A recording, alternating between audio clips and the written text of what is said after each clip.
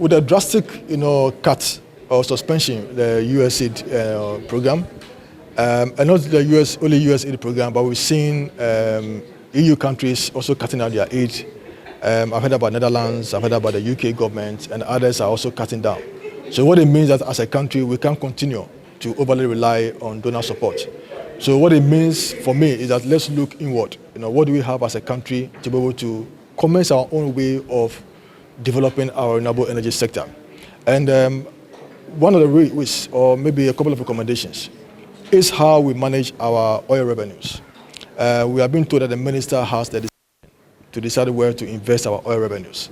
I know that we use part for the free senior high school education, also for the agri sector. Perhaps we can start rethinking or recalibrating, making some of the grants or revenues available, for the renewable energy development, because that is our revenues. So we have control over it. So that would be my first recommendation. The second recommendation is that per the amended Act of Renewable Energy, the Renewable Energy Amended Act says that all companies that are emitting, are also required to invest into solar energy or solar programs. So what it means that once those companies are mandated, whatever resources they have, we can use those resources to consciously develop our renewable energy sector. So these are monies we have control over as a country.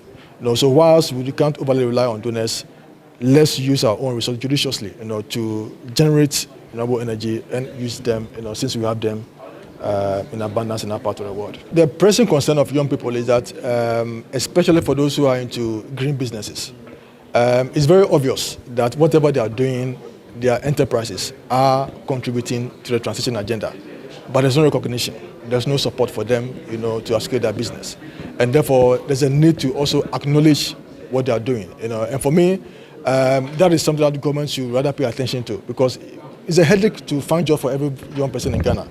But if you have young people who are already starting some of these green business, I think government must rather embrace them and support them to scale. After all, they're going to reduce unemployment and a burden on government to create jobs for young people.